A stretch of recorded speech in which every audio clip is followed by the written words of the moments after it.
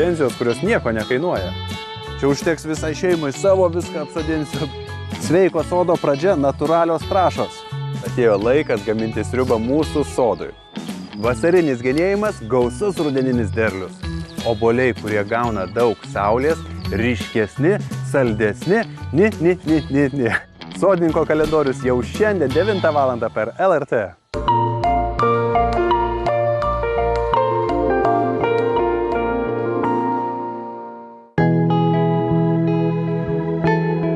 Jūs žiūrite į mane ilgiau, nei kažkada žiūrėjo mano tėvai.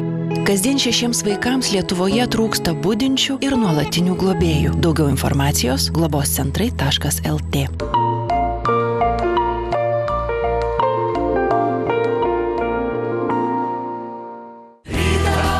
Maestro Vytauto Kernagio dainos atgimsta scenoje.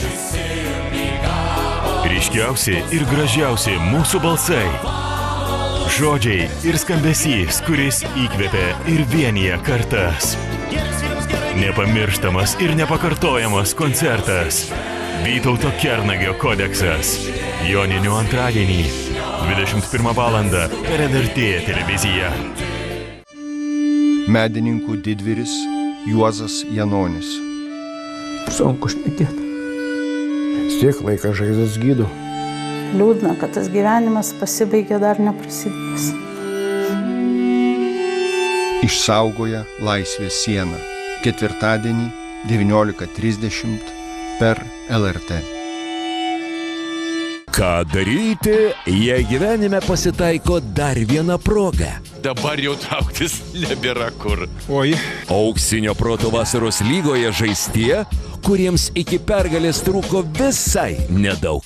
Vieno žingsnio pritrūko iki superfinalo. Jau penktadienį, 21:00 per LRT televiziją. Kam jums ta pergalė, Kysai? Jūs neturite fantazijos. Jėzaus Kristaus jubiliejiniams 2025 metams skirtas ypatingas tikėjimo renginys, kviečiantis kartu švęsti vilties šventę, skirtą visiems norintiems džiaugtis gyvenimu. Šventų mišių iš Kauno sporto halės tiesioginė transliacija šeštadienį 17:30 per LRT+.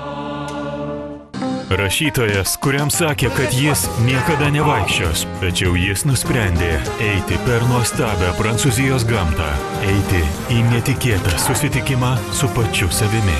Drama Nežinomais takais. Penktadienį, 21 val. Per LRT+. Daugiau filmų LRT epikoje. Naujos ir jau pamėgtos laidos atsinaujinusioje LRT mediatekoje. Asmenybės, kurias prakalbina Jurga Šeduikytė.